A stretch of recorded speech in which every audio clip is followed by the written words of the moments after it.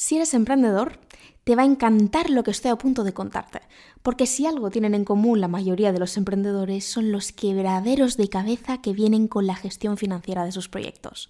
Por eso, me hace especial ilusión presentarte a Lean Finance, el patrocinador del capítulo de hoy. Lean Finance es una consultora financiera especializada en ayudar a pymes tecnológicas y startups, principalmente en early stage y growth, a mejorar en todo lo relativo a sus procesos financieros. Su forma de trabajar es la de considerarse parte de tu equipo desde el minuto 1 y por eso siempre están disponibles para ofrecerte recomendaciones en tiempo real sin esperar a informes de tu asesoría.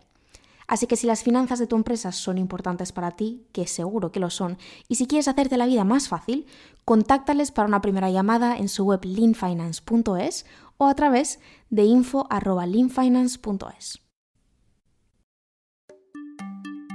Empezó creciendo súper despacio, ¿no? Imagínate, y un proceso un poco escalable. Y yo le decía a Alfonso, tío, nos estamos quedando sin dinero y esto no agarra. ¿Por qué no nos cogemos un X mil euros que tengamos y nos metemos a Google, Facebook, tal, a darle promo a todo lo que da? Porque necesitamos crecer, porque con estos números que tengo yo no me puedo ir a levantar dinero. Y Alfonso me decía, ten paciencia, va a salir, ten paciencia. Y yo no tenía paciencia, pero no me quedaba otra, ¿no? Y ahí le hacía caso. Y lo que pasó es que en cuanto nos lo llevamos eso al online, con esta estrategia que te cuento, empezó a crecer muy rápido.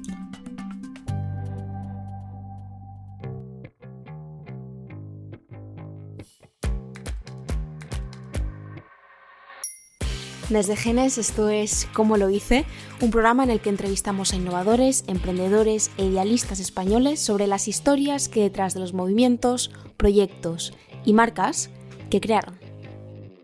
Soy Paula Fernández y en el episodio de hoy te contamos cómo Guillermo Vicandi se planteó qué pasaría si el poder que siempre han tenido los bancos sobre la vida financiera volviese a la gente y creó bnext, el neobanco español más importante hasta la fecha. Bueno, seamos honestos. Contratar servicios y productos bancarios no es fácil y tampoco atractivo.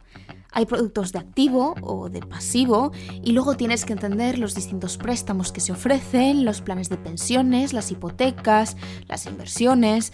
Hay mucha oferta y muchas opciones dentro de ella. Y si tienes a alguien que te guíe o entiendes de finanzas, perfecto. Pero para mucha gente, saber escoger la mejor opción no es fácil.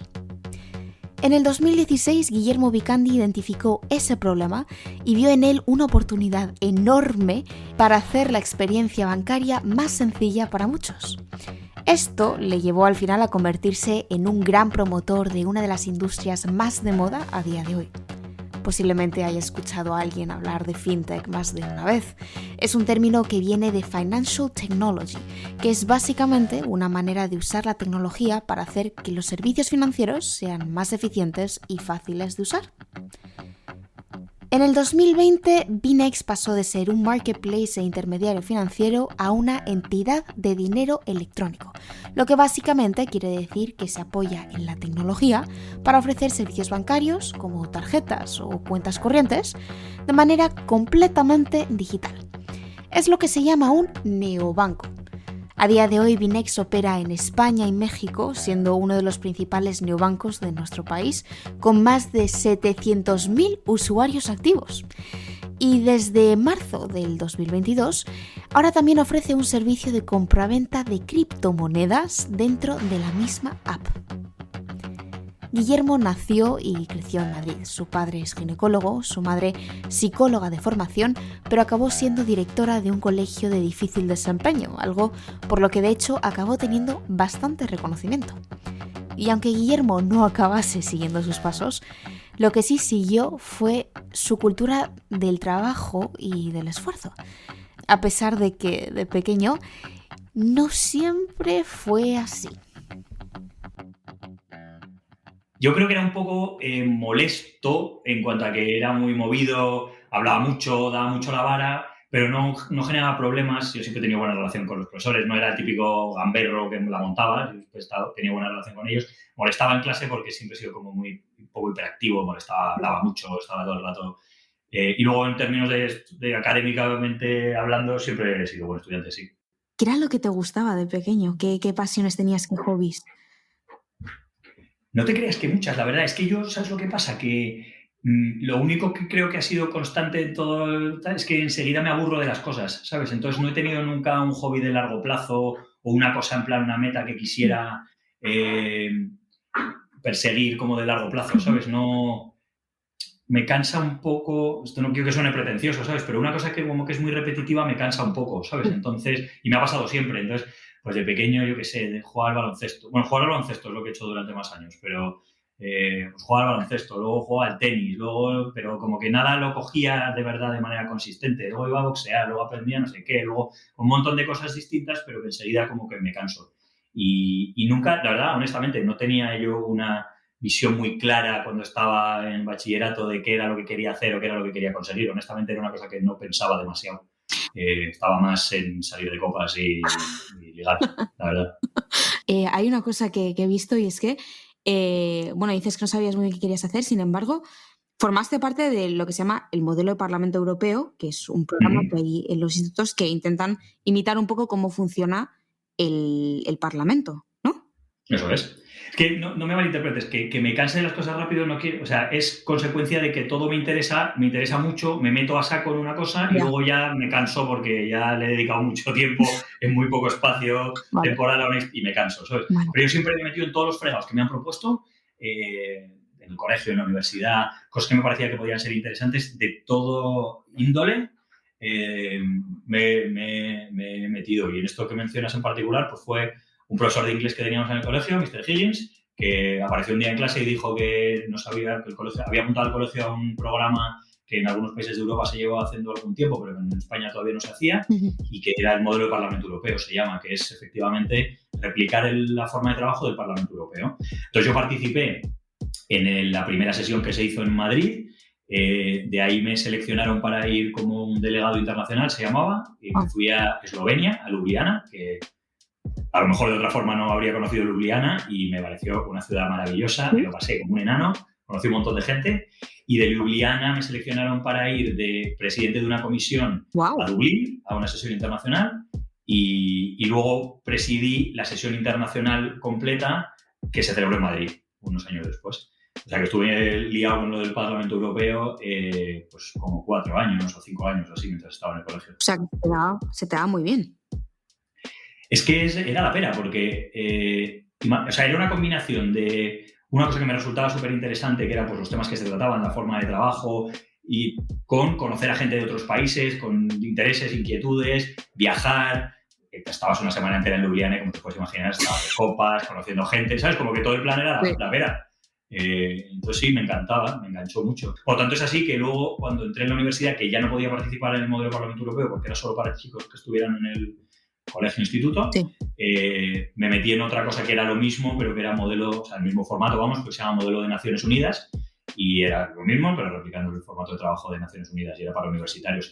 ¿Y no te planteaste en ningún momento hacer algo relacionado con política o algo que se moviese en ese mundo? La verdad que no. O sea, me interesan los public affairs, me interesa la geopolítica, pero nada que tenga que ver con un cargo público o medianamente público. No me interesa para nada. Bueno, acabaste haciendo algo totalmente distinto. Te metiste en ingeniería industrial 2 años, que luego supongo que viste que no era para ti, porque te cambiaste a Administración y Derecho de Empresas. Y ahí fuiste a París, ¿verdad? Estuviste un tiempo en París. Estuve un tiempo en París.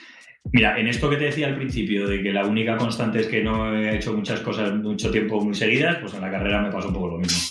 Me metí a hacer ingeniería industrial porque a mí me gustan mucho las motos. Y en mi cabeza, de repente, en algún momento pensé que quería ser ingeniero de una escudería de motos. No sé. Y entonces estuve 2 años en ingeniería industrial, que no 2 cursos, porque el primer curso me toqué las narices a 2 manos y no aprobé más que una asignatura, que era lo mínimo que había que aprobar para que no te expulsaran de la carrera. Y mi padre me cogió y mi madre me cogieron, me pusieron firmes, pero otro rollo. Y el segundo año aprobé todas las asignaturas del primer curso, pero en el segundo año. Y ya, bueno, todas, creo que me quedó una, pero bueno, aprobé todo lo que no había aprobado. Y ya habiendo aprobado cálculo, álgebra, física, química, dibujo técnico, todos esos tochazos, dije, bueno, ya las he aprobado, pero ahora me cambio porque esto no es para mí. Y me fui a hacer Derecho y Administración de Empresas. Y me fui a la Autónoma, que es una carrera de 6 años. y no sé si fue en cuarto o así, nos propusieron también un plan un poco distinto porque lo que yo hice no es un Erasmus al uso, es un programa que se llama Doble Diploma, que es, digamos que el currículum académico de la universidad a la que yo fui en París, Dauphine, y la nuestra, y la autónoma, es muy similar. Entonces, si estabas un poco más tiempo que solo un año y hacías unas cuantas asignaturas más, como que te convalidaban el currículum entero y te daban un título también en la universidad en Francia. Entonces me metí en eso que se llama programa de doble diploma y hice un MSc de finanzas en París. ¿Eso estaba en francés o en inglés? En francés. ¿Controlas el Y yo francés? no hablaba mucho francés, te tengo que decir, cuando fui ahí, pero bueno, me apañé, aprendí rápido. O sea, yo había aprendido francés en el cole, ¿sabes? Y sabía manejarme para estar tomándome una caña, pero no para hacer modelos de predicción de precios de derivados en francés, ¿sabes? Sí. Y me costó un poco, la verdad. Y eso combinado con que el Erasmus Life es un poco desordenado, pues me costó ponerme firme y aprobar, la verdad. Creo que tengo el récord de más asignaturas aprobadas en septiembre en la Universidad de París-Dauphine. Probé como 9 o 10, una pasada. ¿En serio? Sí. Madre. O sea, me pasé todo el año medio de cachondeo, la verdad, y luego me pasé un verano que estudiaba como si fuera opositor a notarías. Y me las saqué todas y sí. ¿Con cuántos años entonces te graduaste?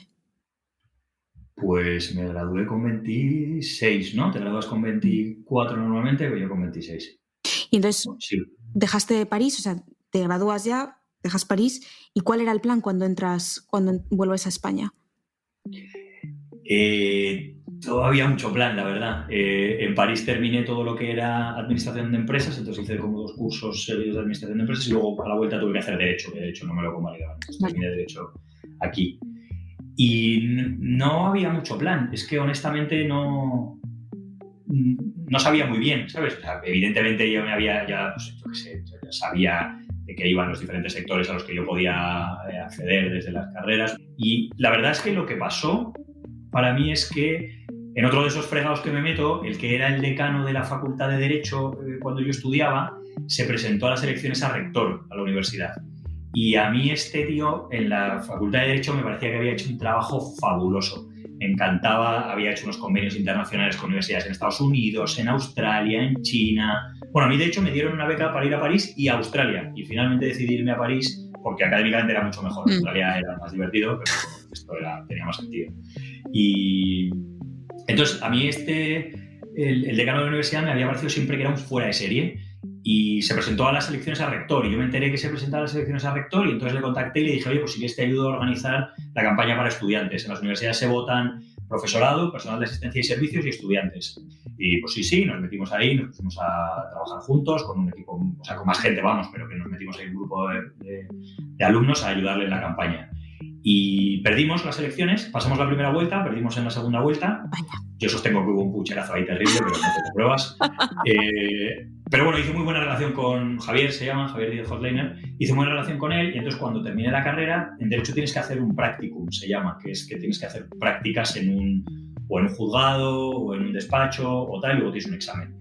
Y entonces pues él había montado hacía poco un despacho boutique especializado en procesal y arbitraje internacional. Y a mí, como te digo, el derecho internacional me interesaba mucho y un poco eso, public affairs y tal, me interesaba de la época del Parlamento Europeo. Y entonces me propuso él, no sé, hacer el practicum con ellos. Entonces me fui a hacer el practicum con ellos y una cosa que debían haber sido 2 meses, pues acabaron siendo 2 años que me quedé ahí trabajando con ellos. Y la verdad es que fue una experiencia fantástica, me lo pasé como un enano. Aprendí mogollón y no he trabajado más en los días de mi vida, porque era un despacho que los 2 socios fundadores eran unos superclase y entonces tenían unos clientes muy buenos y tenían unos asuntos muy importantes, pero en general la parte contraria que teníamos enfrente pues tenía mega equipos de abogados de 15 y nosotros éramos 2. Y entonces el curro era una pasada. Pero que no fue una como decisión consciente, en plan, quiero ser abogado procesalista, sino que fue más que él y Miguel, el otro socio, me parecían unos tíos como súper interesantes y dije, seguro que con estos tíos aprendo y me metí a trabajar con ellos. Pero mientras estás con ellos, hay una cosa que me llamó mucho la atención de ti y es que empiezas tu mini proyecto de emprendimiento, porque dentro de todo este cúmulo de trabajo que tú tenías, encima sacas el tiempo para desarrollar un proyecto que, bueno, al fin y al cabo era tuyo, intraemprendimiento, que se dice. Eso es. Los abogados utilizan bases de datos de jurisprudencia, ¿no? En la que está la legislación y la jurisprudencia, las sentencias anteriores, los pronunciamientos anteriores, ¿no? Sí. Tú luego los utilizas, como sabes, pues para tu argumentación, ¿no? Y entonces, las bases de datos de la jurisprudencia ordinaria, los tribunales normales, son súper completas, funcionan de maravilla. Los dueños de las bases de datos son empresas gigantes tipo Thomson Reuters, ¿sabes? O sea, son las bases de datos que funcionan fenomenal, súper completas y todo. Pero para el arbitraje es, pues, si no sabes o los oyentes no saben, es como una especie de solución extrajudicial de conflictos, ¿no? Tú puedes pactar con un contrato que si tienes un conflicto, en lugar de ir a la jurisdicción ordinaria, lo puedes resolver de manera privada, vamos a decir, ¿vale? Entonces, para esos arbitrajes no había bases de datos bien documentadas en la que pudieras ver laudos anteriores. Un laudo es el equivalente a una sentencia de un juzgado, en un arbitraje se llama un laudo, ¿no? Vale. Pues no podías acceder a laudos anteriores, tenía sus propios problemas de confidencialidad, porque esos acuerdos privados son confidenciales, entonces no se pueden publicar, pero los que son de los grandes institutos... Bueno, total, que no había bases de datos de esta documentación. Y entonces yo pensé que el arbitraje era una especie de alternativa a la jurisdicción ordinaria que estaba creciendo muchísimo y que no existía y que se necesitaba. Entonces se lo comenté a Javier y a Miguel y les pareció interesante y entonces ellos me ayudaron, pues, a ponerme en contacto, pues, con los presidentes de las cortes arbitrales, ya sabes, ¿no? Con las cámaras, con los cortes de abogados y tal, para empezar a intentar montarlo. Y fue como mi primer pinito en el emprendimiento, que yo nunca lo vi como algo que fuese... O sea, que yo no pensaba dejar mi trabajo en el despacho para dedicarme a hacer esto, pero pensaba que podía ser un side project interesante y que, desde luego, era una cosa que la gente, al menos yo, necesitaba y sabía que mis peers y el gremio necesitaban. No salió, no por una complicación técnica o tecnológica, pero por lo que te digo, fundamentalmente, porque todos los laudos en general son confidenciales, entonces la parte que te podían revelar o disclose pues no era relevante, entonces no conseguíamos contenido interesante. Y bueno, pero fue una experiencia fantástica y además lo hice con dos de mis mejores amigos más antiguos. ¿Te quedaste con la espinilla de hacer algo después de eso? Un poco. Es que además de esto que te cuento, como íbamos más peces nosotros que no sabíamos nada, Luis y Chevy son programadores los dos, entonces ellos se encargaban de la parte técnica y yo pues de la parte jurídica, business, ¿no? Pero claro, no sabíamos nada. Entonces nos apuntamos a un programa de aceleración o preaceleración le llaman ellos, para startups super early stage, ¿no? Que se llama Tetuan Valley, que en aquel momento estaba empezando. Y era pues eso, un programa en el que íbamos una vez a la semana allí, nos poníamos una especie de deberes y luego tenías que presentar y bueno, como que te ayudaban un poco a entender un 360 de toda la construcción de una startup, más o menos, ¿no? Y entonces fuimos al programa y yo me di cuenta que la mayoría de los participantes del programa eran gente brillante, pero todos con un perfil... Bueno, no, era gente brillante, punto y seguido, con un perfil muy técnico, todos, ¿no? Casi todos eran ingenieros, programadores y tal, ¿no? Y no sabían cosas que para mí eran como muy básicas, como cómo constituir una sociedad o cómo hacer un plan de negocio o cómo, yo qué sé, hacer un pacto de socios, ¿sabes? Entonces les propuse a los que organizaban el programa, les dije, oye, tío, yo creo que yo soy el único abogado de la sala, soy el único que sabe de economía de la sala y soy el único que sabe abrir un Excel y hacer un plan de negocio. O si queréis, puedo organizar una sesión y se lo cuento a la gente cómo se hace en un 101 muy básico, pero para que tengan una noción mínima de cómo se constituye una SL.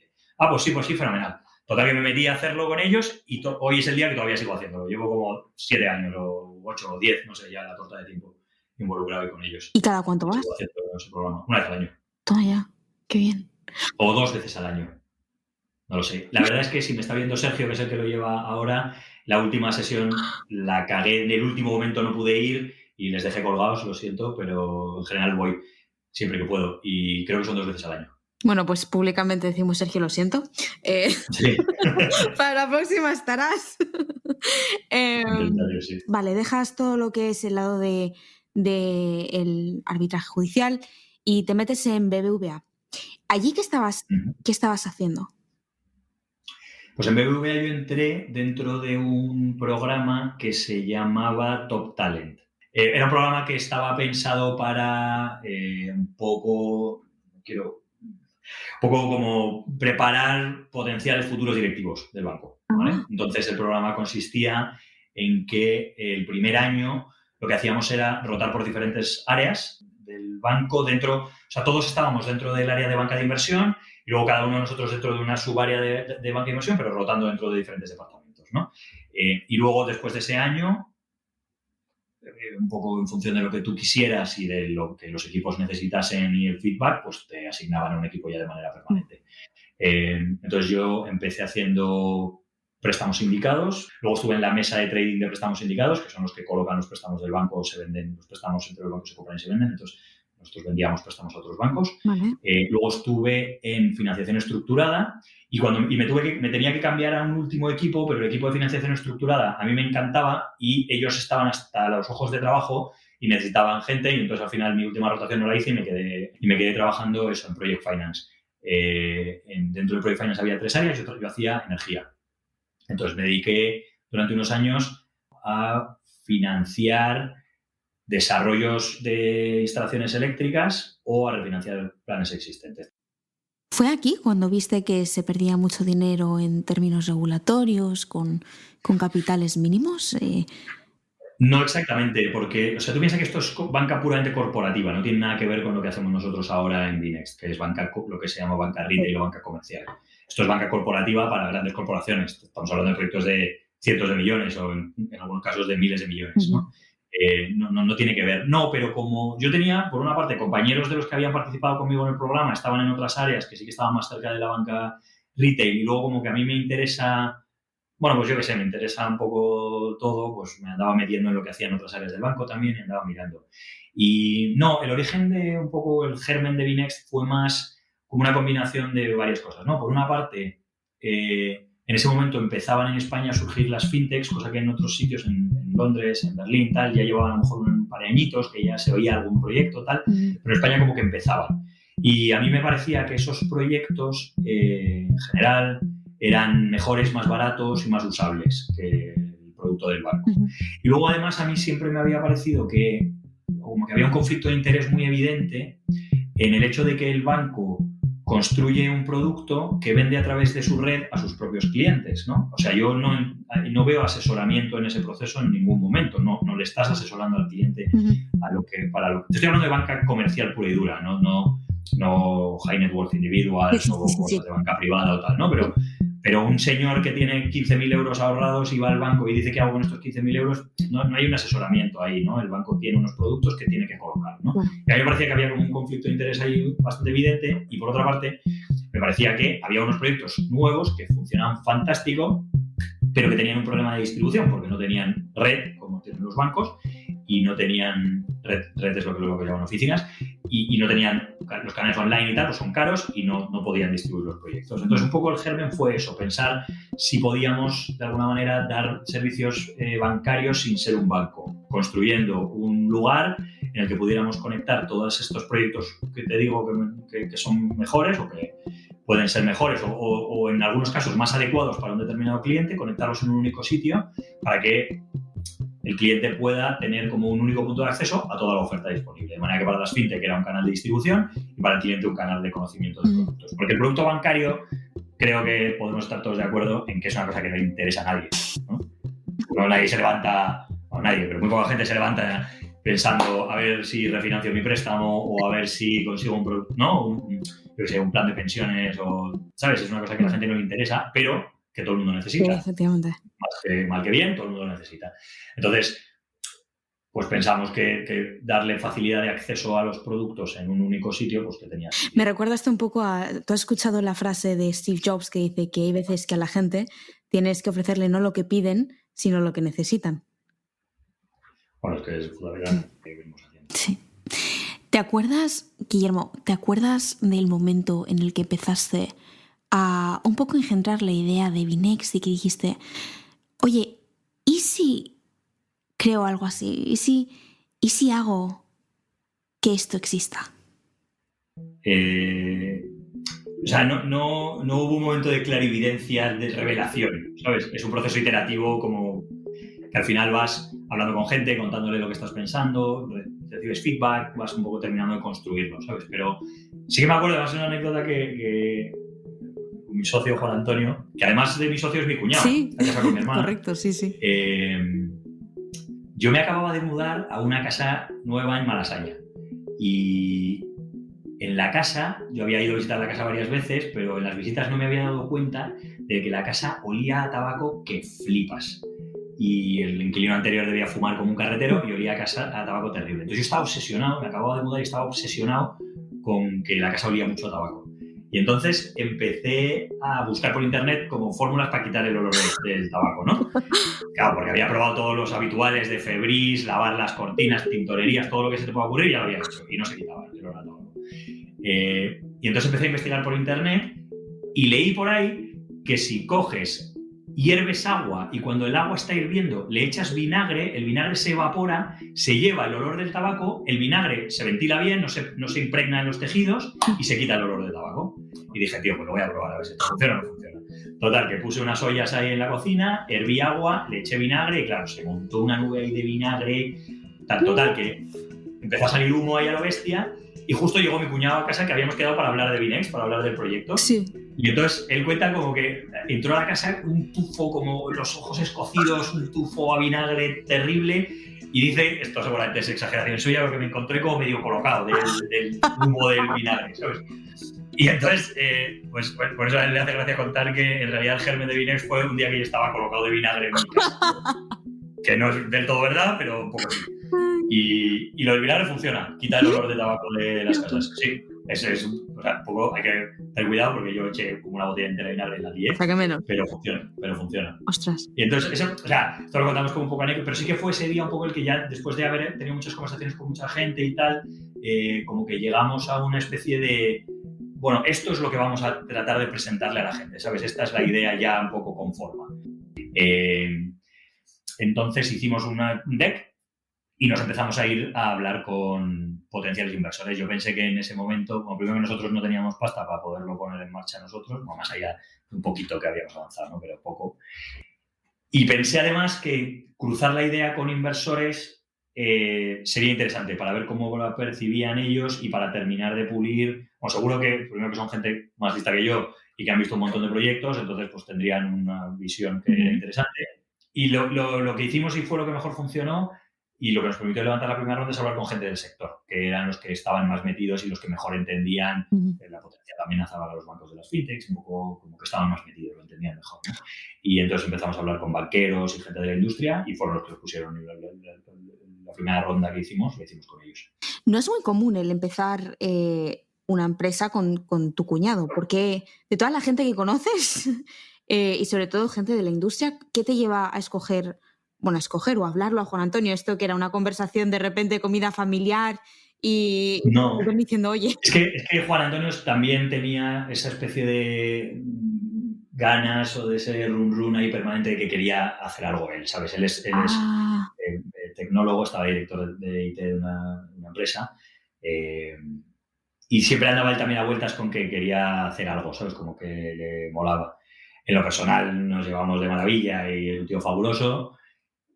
Él tenía la parte técnica que yo no, y yo tenía la parte financiera que él no sabía ni abrir el Excel. Creo que todavía hoy no sabe ni abrir el Excel. Y como que fue bastante natural, no fue una cosa como muy premeditada, ¿sabes? Yo le conté, oye, pues estoy pensando esto, pues me parece interesante, pues esto se podía hacer así, pues así, ¿no? Y como que surgió, ¿sabes? Claro, cuando cogimos a mi hermana y a mi novia y a nuestras familias y les dijimos que los dos íbamos a dejar el trabajo y nos íbamos a meter en esta movida, hubo ahí un poco de pushback. Pero bueno. Supongo que estarían flipando. Tengo curiosidad, ¿qué recuerdas de ese momento? Pues a mi hermana y a mi novia, entonces mujer soon to be, nos fuimos a cenar un día y les dije, esa ya sabían, ¿no? Que andábamos ahí maquinando, ¿no? Pero vamos, nos fuimos a comer un día y les dijimos, vamos a dejar el trabajo. La verdad es que yo le andaba apretando a Juan Antonio. Juan Antonio a todo el mundo le llama Tato, porque le voy a llamar Tato en algún momento y vale. para que sepas. yo ya le andaba apretando a Tato para que dejásemos el trabajo unos meses antes de dejarlo. Y él puso un poco de prudencia y dijo, mira, vamos a esperar a tener... O sea, él me dijo, yo ya sé que vamos a necesitar dejar el trabajo nosotros antes de que nos den la pasta, pero vamos a intentar, de la ronda, ¿no? Pero vamos a intentar tener la pasta más cerca antes de dejar el trabajo, que ahora todavía esto está un poco verde. Y tenía todo el sentido. Entonces estuvimos como un par de meses más o 3 meses más trabajando y cuando ya teníamos más o menos, creíamos nosotros, una certeza o una indicación más o menos positiva de que íbamos a conseguir levantar lo que necesitábamos, pues decidimos que dejábamos el trabajo. Y entonces pues fuimos a cenar a un sitio de puta madre y después de unas botellitas de vino lo soltamos. Buena estrategia. Eso fue en febrero del 2017, ¿no? Febrero de 2017 lo dejamos, pero yo me imagino que se lo comunicaríamos, pero diríamos antes a ellas, pero sí, por ahí. ¿Y esos inversores con los que hablasteis al principio, les conocíais ya de antes o cómo iba la cosa? No. ¿Te acuerdas que te contaba que yo había trabajado con el que era el decano de la facultad? Sí. Que se llama Javier. Bueno, pues su hermano, Eduardo, es un tío que está muy metido en la industria, que ha sido business angel de las mejores startups de España. Es un tío que no le gusta mucho prodigarse por ahí, entonces tampoco sale mucho, pero la realidad es que ha estado en casi todos los éxitos muy notables del emprendimiento español. Entonces yo lo sabía y le llamé a Javier y le pedí que me presentase a su hermano. Y entonces quedé con Eduardo un día para contarle lo que andábamos maquinando y de qué iba el proyecto y tal. Y me dijo de manera muy transparente, esto no es para mí, no lo entiendo muy bien lo que me estás contando, no es mi industria, no lo veo, pero te puedo presentar a fulano, mengano y zutano. Y entonces me empezó a presentar a gente. Me presentó a Karina Spitzka, que no sé muy bien si se pronuncia así, espero que me perdone. Yo le conté a Karina lo que estábamos haciendo. Karina en ese momento creo que tenía un conflicto con otra startup que tenía en su portafolio, nos dijo que no, pero bueno, tengo muy buena relación con ella desde entonces. Me presentó a otro potencial inversor que se llama Pedro Mateache. Pedro le contamos la película, ellos están súper metidos en esto y lo entendieron perfectamente la primera, entonces Pedro me presentó a otros socios de A.T. Kearney y ahí tuvimos como el primer bloque de inversores que les interesó. Y luego, pues un poco por gente que yo conocía de mis pinitos en Tetuán Valley y, ya sabes, preguntando, pidiendo favores y tal, pues me presentaron a algunas personas más. Entonces, al final acabamos trayendo algunos business angels buenos de la industria y a casi todo gente business angels buenos de startups, de tecnología y alguna gente de la industria. Vale, entonces dejáis el trabajo y luego ¿qué? ¿Qué pasa? ¿Qué hacéis? Pues eso es un gran momento para todo el que se lanza a hacer algo, que es el día que de repente te das cuenta que no tienes agenda, no tienes nada que hacer. No, es que eso es una cosa que no la piensas. Es verdad. Yo trabajaba en BBVA y yo tenía un jefe, Luismi, un tío fantástico, me llevaba fenómeno, y él me ponía las cosas que tenía que hacer, ¿sabes? Él me daba los deals. Me decía, tú vas a ir a hacer esto y esto otro, y este es el deadline, y esto es el cliente, y tienes que hablar con este tío. Y yo lo hacía. Y de repente el primer día que no tengo nada que hacer, me siento delante de un ordenador con un email que no tiene ni un email en el inbox, acostumbrado a tener 150 al día, 0, y no saber por dónde empezar, ¿sabes? Pues ahí a buscarte la vida. Es verdad que eso me pasa más a mí que a un tecnólogo, porque un tecnólogo sí que sabe lo que tiene que hacer y se tiene que poner a trabajar y a programar, ¿sabes? Sí. Entonces, Juan Antonio y ya habíamos fichado a una persona en ese momento, Fer. Entonces, para ellos es distinto, porque ellos sí que tienen un roadmap en la cabeza, ¿sabes? Ellos sí que están construyendo algo tangible, pero mi trabajo, que era un poco hablar con gente, pues es que es hablar con gente, ¿qué significa? ¿Sabes? Pues estás un poco pez. Entonces yo, como tengo un poco de cara dura, pues me dediqué a empezar a llamar a la gente, a hablar con uno, con otro, contarle no sé qué tal, y ahí enseguida se pone rápido. O sea, la rueda se pone en marcha rápido, ¿sabes? Pero los primeros días estás como en blanco. No, es exactamente lo mismo. Yo creo que has dado en el momento clave, que es cuando te das cuenta de, ostras, que ahora todo depende de mí.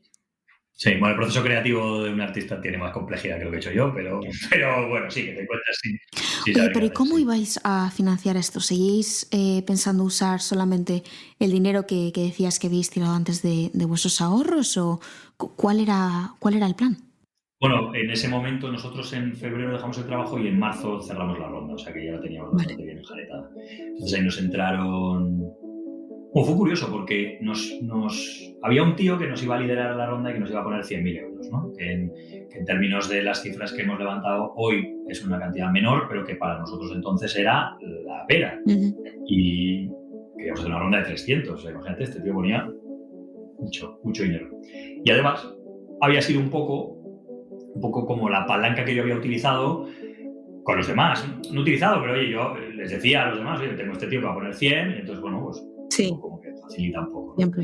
Y llega el momento, hacemos el term sheet y se lo mandamos y no contesta, y pasan los días y no contesta, y le mando un chaser y no contesta, y le llamo y no me coge, y bueno, un ghosting total, desaparece del mapa. Todavía hoy es el día que ese tío no nos ha llamado para decirnos me pegué una piña con la moto o es que paso de vosotros, pero es que no ha vuelto a dar señales de vida ese tío. Entonces, claro, cuando habían pasado ya 10 días o 15 días y no teníamos noticia de este tío, pues me fui a todos los demás que estaban esperando el term sheet y un poco el liderazgo de este tío y les dije, oye, mira, ha pasado esto, tío. No tenemos 300.000 euros, tenemos 200, porque no sé cómo eran las cifras, ¿no? Pero sí. Vamos, que este tío ha desaparecido. ¿Qué hacéis? ¿Vosotros qué hacéis? ¿Seguís o no seguís? Y ahí tuvimos suerte porque los demás, todos, el 100% de los otros inversores dijeron que seguían para adelante y entonces pues pusieron ese dinero. Entonces eso lo cerramos en marzo y luego, a la vez que a nosotros nos sucedía esto, empezaba el tema del crowdfunding en España. Y un amigo, o sea, un íntimo amigo mío tenía un amigo a su vez que había empezado una plataforma de crowdfunding en España, que hoy es Crowdcube, pero que cuando él la empezó no era nada, ¿sabes? Bueno, no era nada. Pero vamos, que en Londres llevaba tal y él se la estaba trayendo a España, ¿sí? No era nada. Y entonces este amigo mío me presentó a Pepe, que es el que ahora es, no sé, el CEO creo de Crowdcube, pero vamos, un supercapo en Crowdcube. Me presentó a Pepe y entonces pues quedé con él, le conté la historia y me dijo, tío, pues haz un crowdfunding con nosotros y tal, y ese poquito extra que necesitas lo levantas con nosotros y además te va a servir para generar awareness, comunidad, te vas a traer tus primeros clientes, tal, no sé qué. Y dije, pues venga, vamos para adelante. Y entonces hicimos una ronda en Crowdcube con ellos y levantamos una pasta, no sé si fueron otros 300.000 euros. Fue un récord en ese momento. Tampoco había mucha track, ¿no? O sea, vale, no había muchos otros a los que batir, pero vamos, batimos el récord, que no recuerdo bien, pero creo que fue como la ronda más rápida o una cosa así. Y fue fantástico. Y efectivamente nos sirvió para que no solo ya teníamos ese poco más de dinero con el que no contábamos, sino que además tuvimos los primeros potenciales clientes, porque toda la gente que había participado en el Crowdcube, pues luego nos sirvieron de beta test. Sí, tengo aquí que completasteis 240.000 euros en 24 horas. Pues eso, que no sé qué récord era, no sé si era lo más rápido o la más grande o sí. Oye, Guillermo, no me creo que aún ni te lo haya preguntado. ¿Bnext? ¿De dónde viene el nombre? Joder, pues Bnext al principio no se iba a llamar Bnext. O sea, yo soy como la persona menos creativa del planeta. O sea, tengo un gusto estético, gusto estético creo razonable, pero... Oye, vistes bien, parece que vistes bien. Bueno, bastante estándar para no sacar los pies del tiesto, ¿sabes? Pero el primer nombre para Bnext era Banknext, que es que no lo puedes ni pronunciar. Y el logo no tenía vocales, era como BNKNXT, o sea, una cosa impronunciable completamente.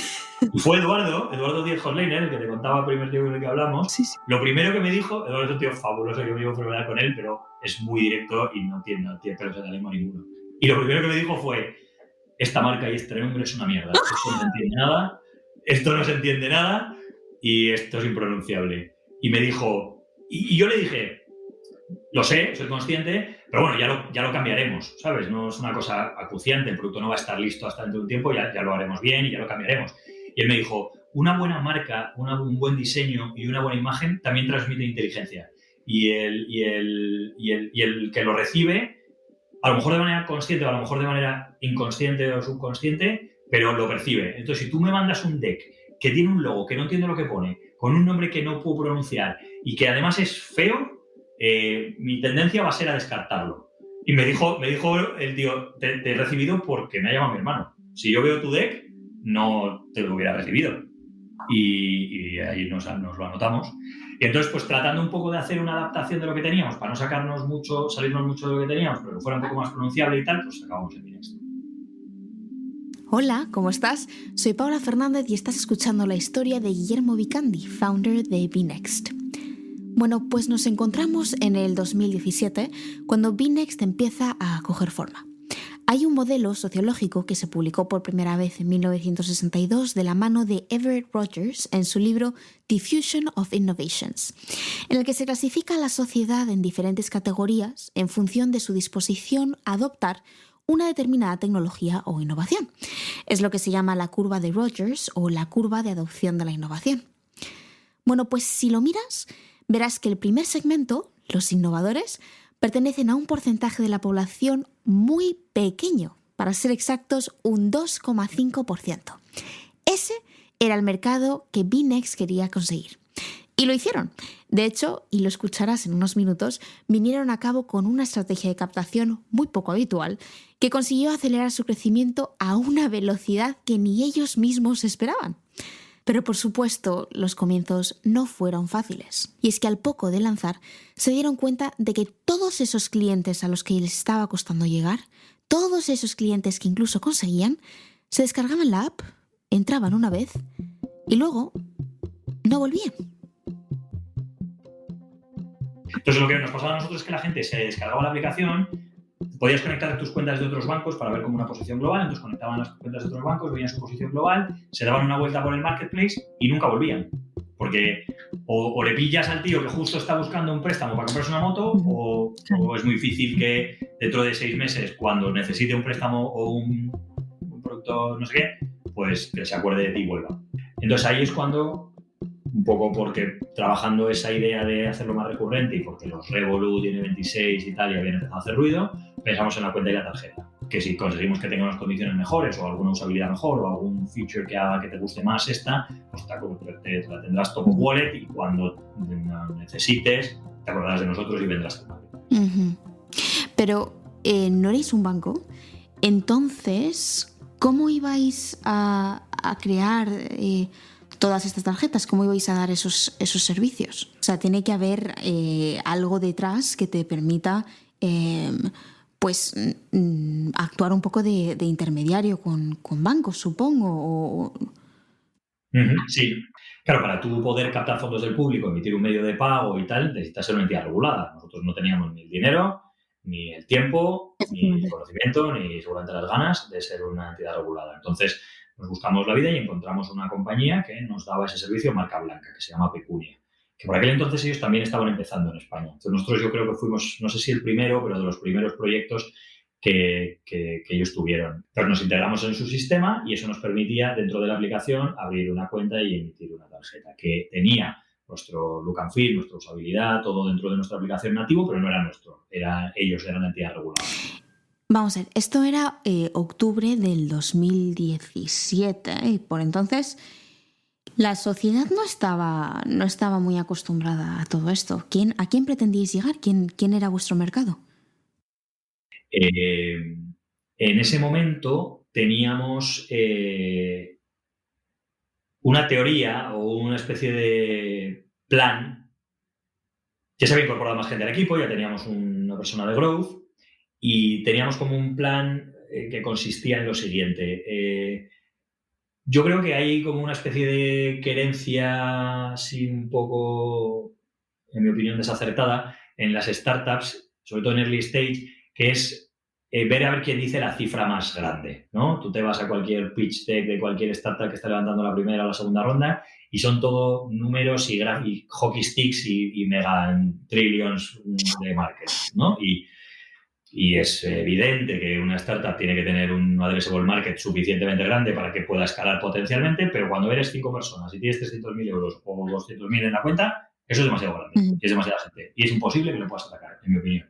Entonces nosotros lo que tratamos de hacer es, como tenemos poco dinero y poca gente, pues vamos a tratar de pensarlo en su contrario y vamos a tratar de hacer los grupos de personas o de posibles clientes que podamos encontrar lo más pequeño posible que compartan algún problema en común, ¿no? Entonces, en ese momento nosotros pensamos, bueno, pues ¿quiénes son? Primero, el producto no está bien, va a fallar, no tiene unas grandes funcionalidades todavía que sean determinantes para que pueda crecer de manera viral, ¿no? Entonces, ¿a quién le puede interesar esto? Ayudar de alguna manera y echarle un ojo y usarlo un tiempo para tal. Pues pensamos pues a los techies, ¿no?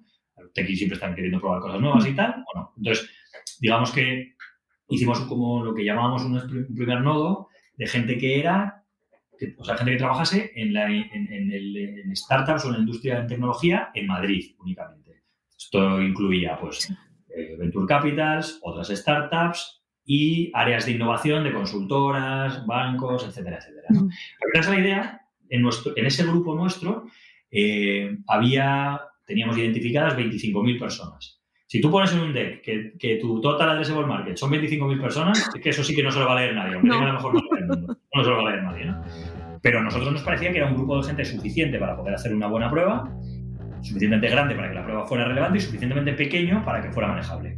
Entonces, empezamos a atacar ese grupo. Pues muy fácil, empezamos a llamar a amigos que tienes en KPMG, en Price, en no sé qué, tal, oye, tal, el departamento POME, no sé qué, tal, pum, te contactaban y entonces hacíamos como sesiones presenciales con ellos, ¿no? Nos íbamos a la oficina de KPMG y les contábamos, oye, mira, estamos construyendo esto, les contábamos la historia y el que quería les regalábamos una tarjeta en mano. En ese momento no podías pedir la tarjeta que te la enviáramos por correo, la teníamos que dar nosotros en mano. Entonces hicimos eso en, pues, yo qué sé, típico South Summit, ¿no? En ese tipo de tal, y luego en eventos que hacíamos nosotros en la oficina y en eventos que hacíamos en las oficinas de otras personas. En el tiempo que estuvimos haciendo eso, hablamos como con unas 200 personas, pero llegamos a tener 700 clientes, ¿vale? Que 700 clientes no es nada, pero si consigues un 3 por de viralidad o un 2 y pico por de viralidad, es brutal, ¿no? Claro. Y porque lo que pasaba era que el que estaba ahí sentado, había veces, y esto de verdad no exagero, había veces que hacíamos una sesión que la convocábamos por Twitter y tal, y aparecía en la oficina un tío, uno.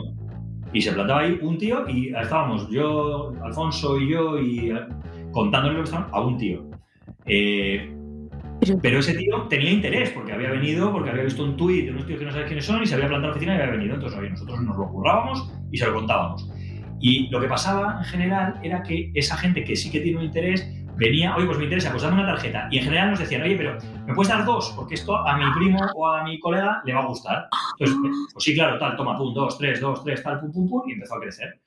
Entonces, claro, eso no es escalable ni mucho menos, pero sí que nos sirvió para tener un primer grupo de personas que nos servían como beta testers, a los que teníamos localizados, porque teníamos sus emails y sus teléfonos y tal. Entonces nos iban dando feedback, esto no funciona, esto se me ha roto, esto no sé qué, esto no me gusta, tal, y ahí fuimos como mejorando un poco el producto. Y luego lo que hicimos fue replicar esa estrategia online. Al final de lo que se trata, Paula, es que el concepto es que si tú atacas lo que nosotros llamamos saturas un nodo, ¿no? Tú consigues que de un determinado grupo de gente pequeño, pero ellos sí que sepan lo que es Binext, ¿no? Entonces, la gente que trabajaba en tecnología en Madrid sí que sabía, humildemente, pero habían oído, ¿no? Entonces, ahí has conseguido. Luego replicas eso en un nodo de TX en Barcelona, en Málaga, en Valencia, en no sé qué. Y luego te vas a otro nodo de gente que viaja y entonces necesita una tarjeta que no tenga comisiones. Entonces, empiezas a atacar esos nodos. ¿Y qué sucede? Que en algún momento esos nodos se empiezan a hablar entre ellos. Primero consigues que se hablen los de dentro de ese nodo y luego consigues que se hablen entre ellos, ¿no? El que viaja trabaja en una consultora. El que trabaja en una consultora en Barcelona tiene un amigo que trabaja en una consultora en Madrid, ¿no? Entonces, se empiezan a hablar. Entonces, cuando has conseguido un poco esa red, montas un programa de referidos, de member get member, y entonces empiezas a decirle a la gente tal y tal, pum, pum. Entonces, a lo que nos pasó a nosotros, la verdad es que fue brutal, porque empezó creciendo súper despacio, ¿no? Imagínate, y un proceso un poco escalable. Y yo le decía a Alfonso, tío, nos estamos quedando sin dinero y esto no agarra. ¿Por qué no nos cogemos un X mil euros que tengamos y nos metemos a Google, Facebook, tal, a darle promo a todo lo que da? Porque necesitamos crecer, porque con estos números que tengo yo no me puedo ir a levantar dinero. Y Alfonso me decía, ten paciencia, va a salir, ten paciencia. Y yo no tenía paciencia, pero no me quedaba otra, ¿no? Y ahí le hacía caso. Y lo que pasó es que en cuanto nos lo llevamos eso al online, con esta estrategia que te cuento, empezó a crecer muy rápido. Entonces, en números que todavía eran pequeños, pero que mostraban una tendencia muy interesante, ¿no? Y entonces a lo mejor pasamos de tener, no recuerdo exactamente, pero algo así como 700 clientes un mes, 1.800 al mes siguiente, 3.500 al mes siguiente, o sea, sigue creciendo muy rápido. Entonces, como yo venía trabajando a mis inversores desde hacía tiempo, contándoles lo que estábamos haciendo y tal, pues cuando les pude enseñar ese early traction tan fuerte, conseguimos levantar otra ronda, que ya fue 1,5 millones, sí. Era una ronda ya de más entidad, y eso ya nos permitió pues crecer el equipo y tal. Pero para mí yo creo que no existen las buenas ideas, lo que existe es la buena ejecución. Sí, hay buenas ideas, claro, pero la mayoría de las veces es buena ejecución. Tienes que tener un plan que sea un plan. Cuando a mí me viene alguien y me cuenta que va a montar una startup, que va a levantar 500.000 y que va a gastárselo 30% en personal, 40% en marketing y 50% en desarrollo, pues igual la suma y no suma ni 100, pero bueno, eso no es un plan. Eso no es un plan. Eso es matar moscas a cañonazos. Un plan es un plan.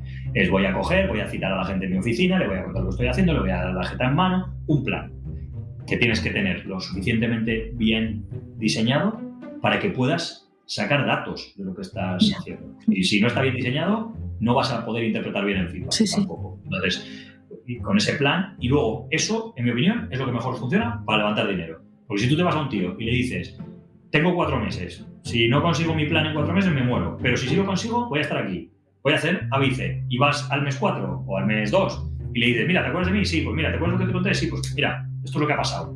Esto no ha funcionado, no pasa nada, no tiene que funcionar todo, pero mira, esto no ha funcionado, por esto y por esto. Esto sí ha funcionado, esto funciona mucho mejor de lo que esperábamos, esto lo hemos cambiado. Pues de alguna manera el inversor puede saber o puede interpretar que con el dinero que te da tienes un plan para ponerlo a funcionar, ¿sabes? Que no te vas a dedicar a hacer el loco o que no sabes lo que hacer, ¿sabes? Hay un libro que me gusta mucho a mí que se llama From Zero to One, de Peter Thiel. Peter Thiel, no me encanta él, pero el libro es bueno. Y él en el libro dice que si hay una cosa que es segura es que todos los planes de negocio que recibe un inversor están mal.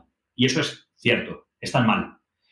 Entonces, no se trata de hacer un plan de negocio para que se cumpla, sobre todo en el real estate, pero sí que se trata de saber interpretar bien dónde va a estar tu estructura de costes, sabes cómo vas a organizar la compañía, qué necesidades de personal, que luego no van a estar bien dimensionadas, pero si tú me dices que con 100.000 euros vas a contratar a 150 personas, o sea, es que sé que eres tonto, que no lo estás pensando bien. Sí. Y si me dices que vas a tener 1,5 millones y que te vas a contratar a 4 tíos y que vas a tardar 25 meses en hacer una cosa, pues sé que no lo estás haciendo bien también, ¿no? Entonces, para nosotros, en resumen, lo que funcionó es tener un plan, una estrategia, cumplirla, o sea, implementarla, no cumplirla, porque luego no salió, pero implementarla, aprender y luego con eso ir a los inversores y decirle, mira, esto es lo que ha pasado, esto funciona y esto no. Con la pasta que necesito voy a hacer esto y esto. Y entonces ellos pues dijeron, bueno, pues seguramente no lo podrán hacer y conseguimos levantar el dinero. ¿Cuánto tiempo estuvisteis presentando las tarjetas en físico, o sea, en persona? Pues septiembre a marzo, calculo yo. Oye, lo que estás contando suena, cuanto menos intenso, o sea, muy intenso.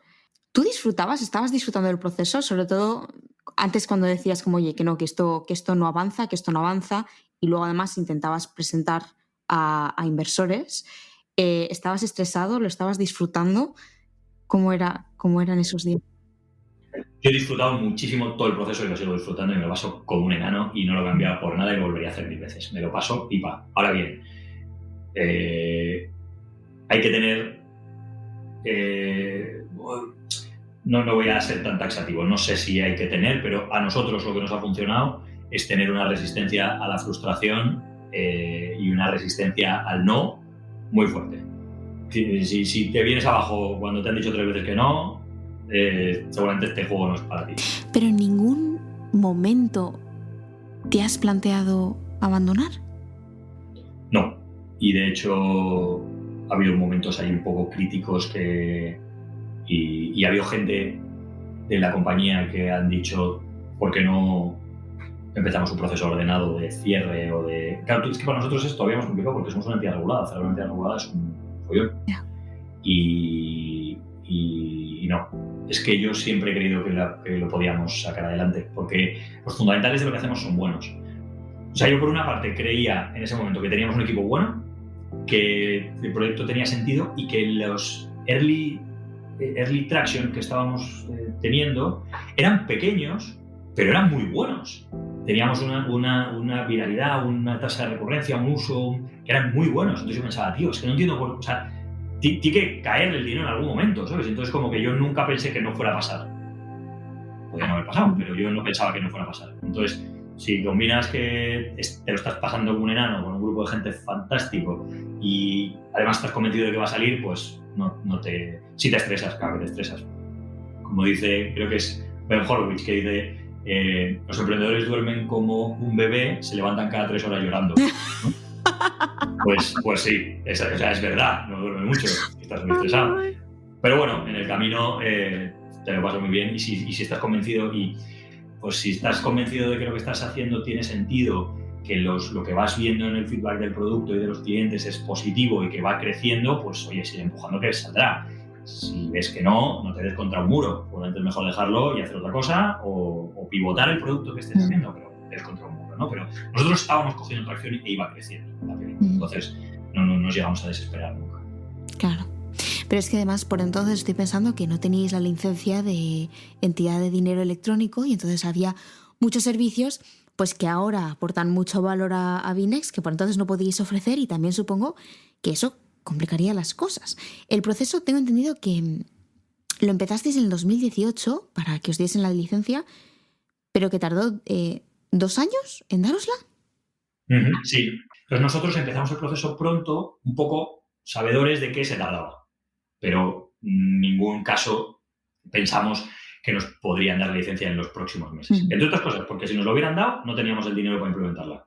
O sea que esto era una cosa que el regulador sabía, ¿eh? Nosotros les decíamos, esto pasa necesariamente porque tengamos que cerrar una siguiente ronda. Si no la cerramos, no tengo dinero para implementarla, pero bueno, eso es el último paso, ¿no?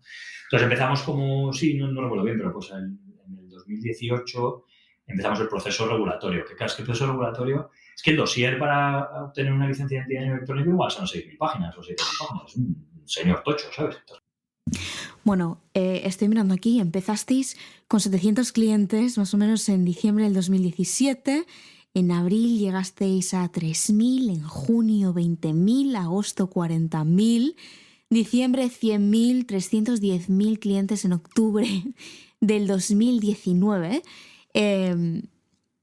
Tú siempre has dicho que este crecimiento, que no os lo esperabais para nada, no esperáis que fuese tan brusco, y me hace gracia porque hay una cosa que dices, que en este caso se aplicó eso de que, bueno, un buen problema es un buen problema, pero es un problema.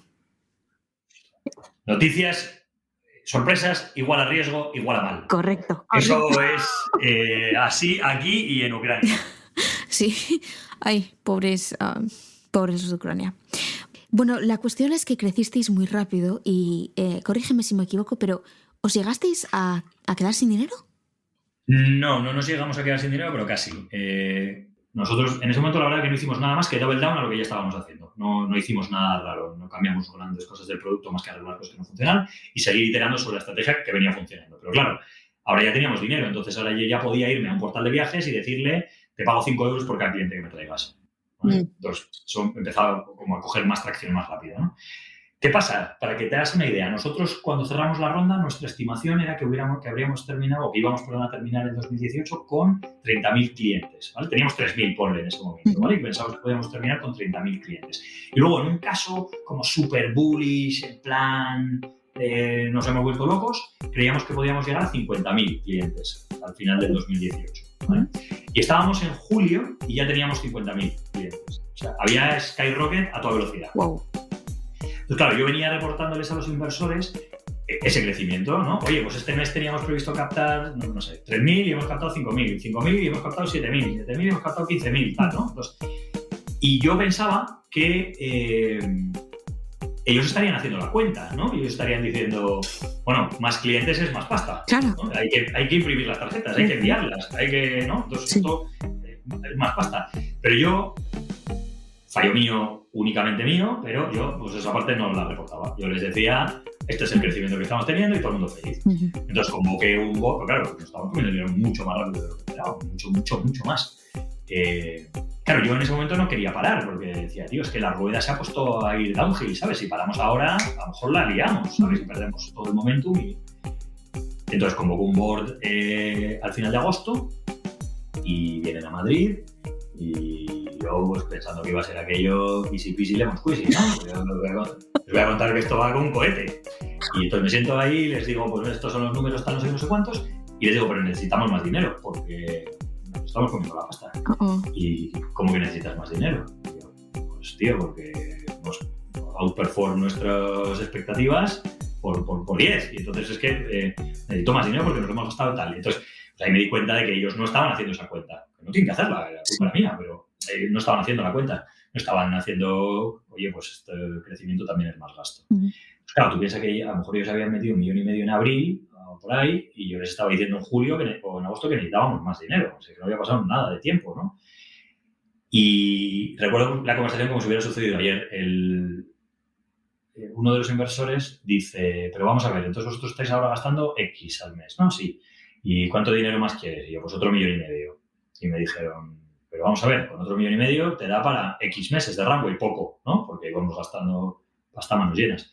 Y bueno, poco, no es suficiente para que levantes la siguiente ronda, ¿no? Bueno, hombre, yo creo que tal. Y la verdad, cuando estábamos teniendo esa conversación, en mi cabeza, la consecuencia lógica de esa conversación era, no voy a poner la pasta, porque es alas a un saco roto, ¿sabes? Y no te da tiempo, ¿no? No que no creas que no la puedes conseguir, pero no tienes tiempo de conseguir la siguiente ronda. Sí, pensabas que no lo ibas a conseguir. Y no fue eso. Lo que dijo fue, entonces aquí no hay que meterle 1,5 millones, que hay que meterle 4, porque si con menos de 4 no vamos a ningún lado. Entonces yo dije, hombre, pues sí, claro, 4 mejor que 1, por supuesto. Y entonces, pues, la verdad es que fue una pasada. Ahí, on the spot, sacamos un ordenador, abrimos el Excel, a ver, prorrata, ¿cuánto tienes tú? ¿Cuánto tienes tú? ¿Cuánto tienes tú? 4 millones, tal, tú tienes que poner 700, tú 1,5 millones, tú no sé cuánto, tú tal. Ok, sí, ok, venga, pum. Y lo pusieron. O sea, así fue, como te lo cuento, sobre la marcha. Entonces, pues te digo que es que, honestamente lo digo, si no fuera... O sea, ahí sí que hubo un punto de inflexión de que si estos tíos en ese momento dicen, mira, no, o mira, ralentiza, o te doy dinero pero más lento o tal, a lo mejor no estaríamos aquí hoy. Madre mía. Claro, esa historia de un crecimiento tan fuerte y ese apoyo tan explícito y tan fuerte de los inversores existentes en ese momento, que acababan de poner 1,5 millones y un poco después ponían otros 4, a mí me permitió levantar otros 3 fácil, ¿no? Yo venía teniendo conversaciones con otros fondos y entonces me fui a hablar con ellos y les dije, oye, tío, estoy haciendo un puente antes de mi serie A. Tengo 4 ya, no hace falta más, pero si quieres te dejo entrar ahora. Fondos que yo quería trabajar con ellos, que me gustaban y tal, son mexicanos. Y como yo ya les conocía y les venía contando lo que veníamos haciendo y tal, les dije, mira, tío, solo a ti, y además es verdad, solo se lo dije a ellos, pero me encantaría trabajar con vosotros, te doy esta oportunidad, tienes mejores condiciones que en la serie A, ¿te quieres sumar? Y se sumaron, pues 1,5 millones cada uno y otros 3 millones, entonces levantamos 7 en ese puente. Y luego con la serie A fuisteis, cerrasteis la mayor ronda de financiación de serie A en España, 22 millones. 22,5 millones, sí, eso es.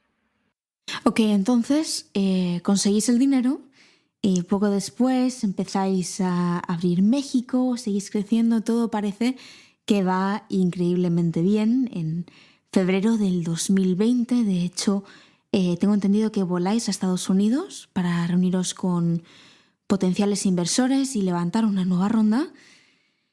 Y en marzo del 2020 llega el COVID. Así es. Sí, tal cual. Nosotros teníamos que levantar la ronda antes del verano del 2020. Septiembre del 2020, ¿no? Con nuestro plan. Evidentemente teníamos dinero si queríamos ir más lentos, pero teníamos que... Nuestro plan era... Entonces nos fuimos, el que era nuestro CFO entonces y yo, a Estados Unidos y luego fuimos a México y a Colombia también. No creo que no vino a Colombia, pero bueno. Y la verdad que nos vinimos con una impresión de que las cosas marchaban y que había habido interés, habíamos visto fondos buenos, grandes y bien. Seguimos un poquito la conversación online, les mandábamos las cosas que nos iban pidiendo, tampoco había una prisa terrible, pero bueno, pues estábamos poniéndolo en marcha. Y de repente marzo, COVID y todo el mundo a casa. Entonces, claro, los fondos, con toda la razón, nos dijeron todos, sin dejar uno, esto no sé lo que es, esto de la pandemia, no sé cuánto va a durar. Y entonces me tengo que dedicar a mis startups de mi portafolio. No puedo hacer deals nuevos, tengo que, a ver, con el dinero que tengo, cómo salvo lo que ya tengo invertido. Entonces no te puedo seguir atendiendo. Entonces nosotros hicimos lo que hizo todo el mundo, que fue hablar con nuestros inversores existentes en ese momento. Y entonces conseguimos negociar una especie de extensión de la serie A, que fueron otros 11 millones de euros. Entonces con esos 11 millones de euros teníamos dinero suficiente, pero lo que había era una incertidumbre terrible. Ahí sí que no podías... Fíjate que yo que soy bastante fanático, como te digo, del planificarlo y tenerlo bien visto y medido y saber cuándo van a suceder las cosas para no encontrártelas de manera abrupta. Es mi vida profesional, porque con mi vida personal tiene nada que ver esto, pero bueno. Ahí no podíamos hacer ese ejercicio, ¿sabes? No podíamos decir... Bueno, pues necesito que estos 11 millones me duren 25 meses, lo que sea, da igual, pero no lo podíamos saber porque no sabíamos el COVID qué era, cuánto iba a durar, cómo se salía, no sabíamos nada.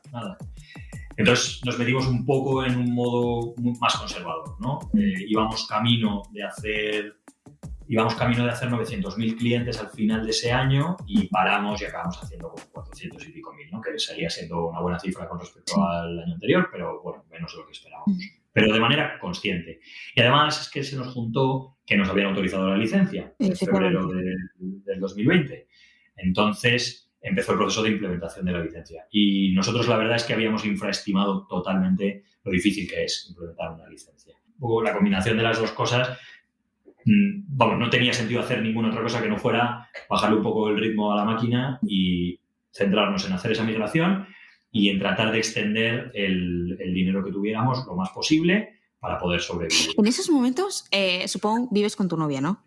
Prometida novia. Si yo le llego a preguntar cómo te veía ella en esos momentos, ¿tú qué crees que me contestaría? O sea, en esto de la migración ya no tanto, porque la migración empezó ya un poco saliendo de la pandemia y ya hacíamos una vida relativamente normal, ¿no? Lo que se ha venido a llamar la nueva normalidad. Lo que fue un horror fue la negociación de los 11 millones de esa especie de extensión de la ronda, ¿sabes? Que al final salió bien, pero fue muy, no sé cómo decirlo, muy peleado. Entonces, claro, yo estaba encerrado en un despacho que tengo en casa, familia y todo el mundo, pero quiero decir que es que estábamos que no se podía salir ni a pasear porque era el hard lockdown de todo el día metidos en casa y yo trabajando 20 horas al día, a grito pelado al teléfono con los inversores a todas horas, a veces por cosas buenas, a veces por cosas malas, pero todo el día con todo el fregado.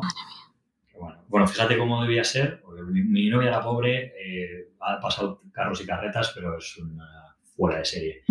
Pero mi vecina de abajo, el despacho da un patio así como de estos pequeños.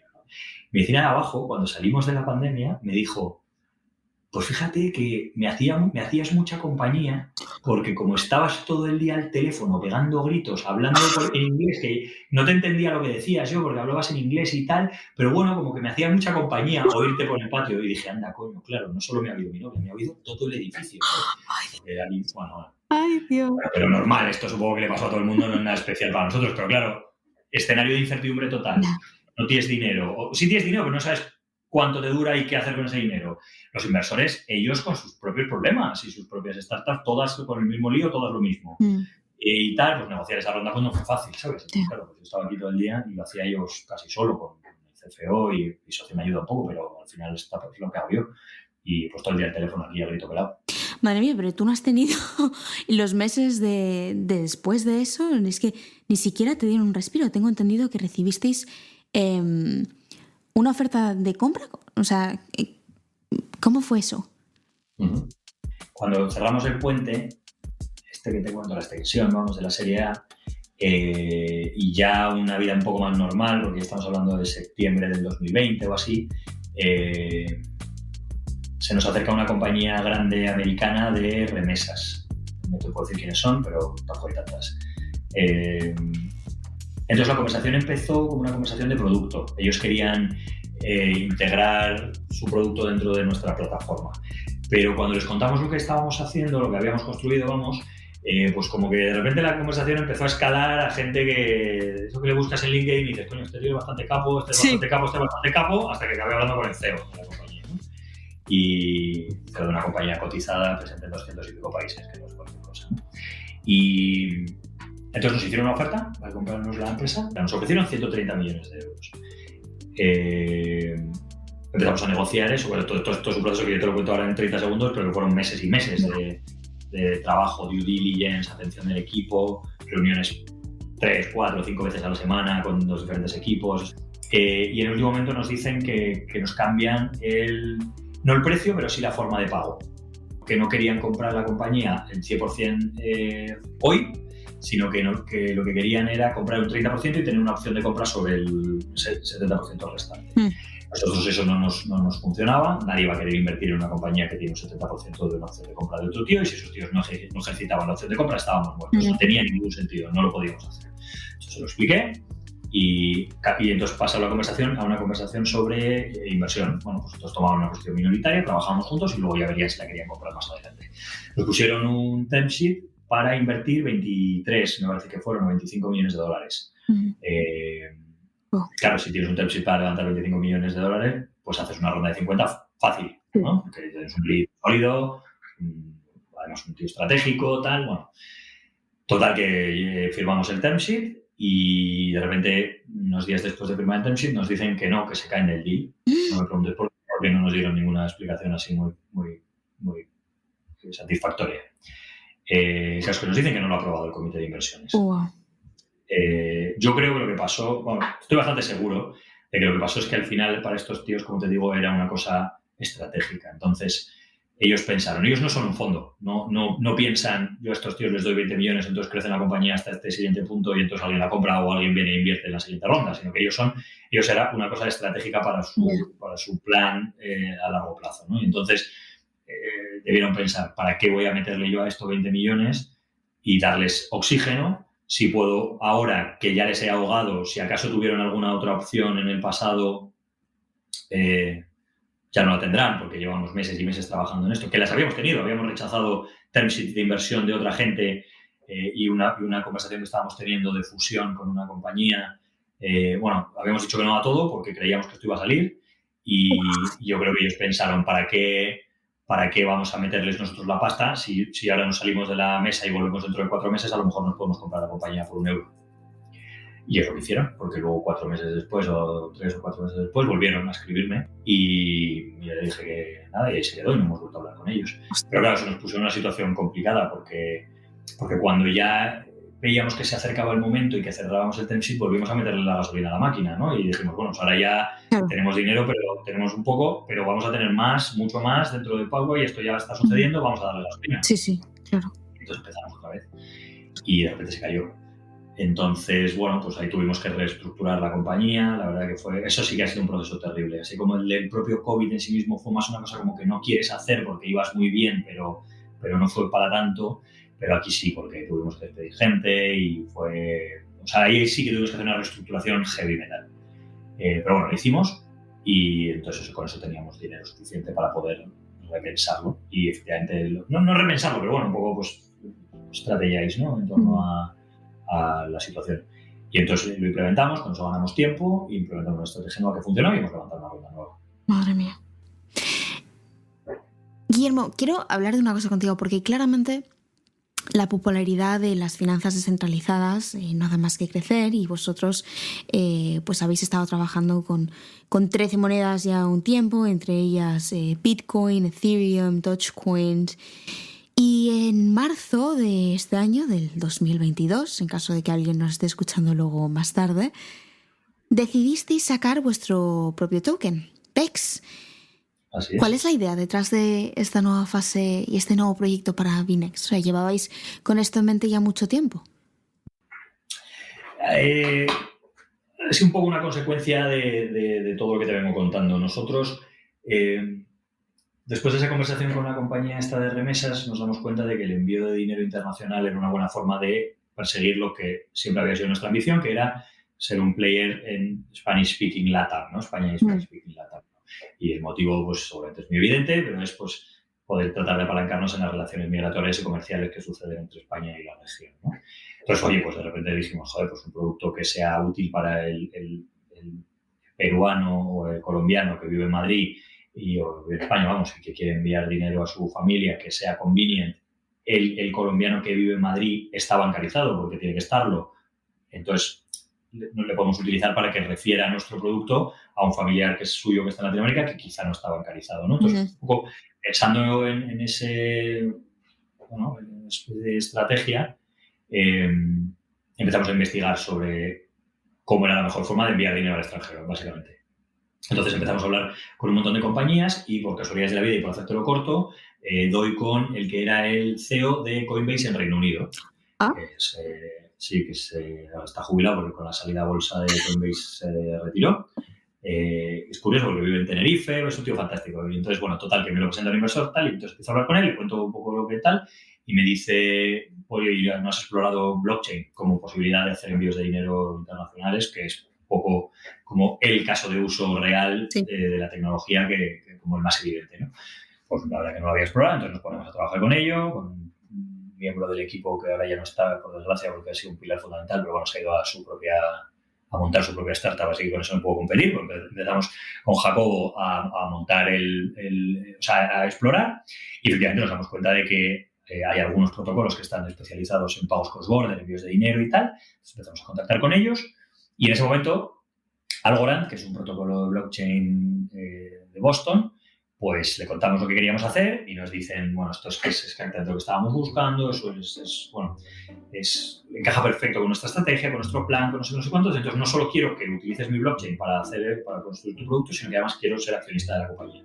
Entonces nos pusieron una ronda de 5 millones. Entonces, eso fue un poco como el germen, o sea, esa exploración de cómo utilizar la tecnología para poder montar un producto mejor fue un poco como el germen de nuestras exploraciones siguientes en blockchain.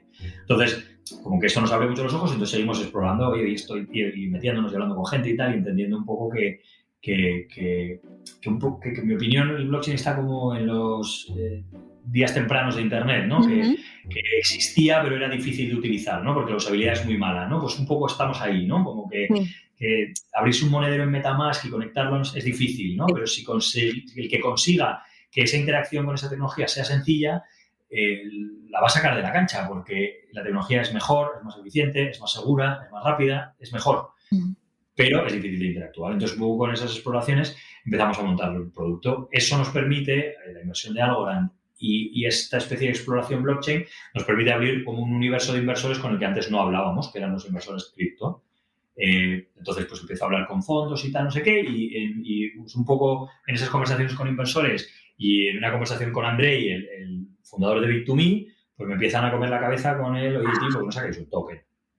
Entonces, nosotros, la verdad es que, claro, nunca habíamos hecho un token, pero sí que habíamos hecho una cosa que es muy parecida, que fue los crowdfundings.